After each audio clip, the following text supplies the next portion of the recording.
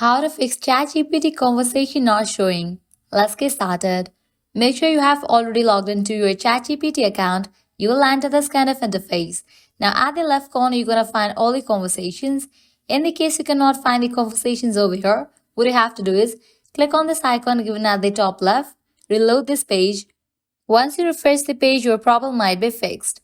If this solution doesn't work for you, what you have to do is log out of your ChatGPT account and again log in back. For that, click on your username given at the bottom left corner, click on the option of logout. Once you log out of your account, again log in back. Click on the option of login. Type in your ChatGPT account's credentials and log into your account. After you log in, your problem might be fixed. If these solutions doesn't work for you, what you have to do is wait. Sometimes it takes a while to load, so you have to wait. Likewise, also make sure you have stable internet connection. That's a wrap for this video. This is how you can easily fix ChatGPT conversation not showing. At the end, if you guys find this video helpful, smash that like button, share and subscribe to our channel. Thanks for watching.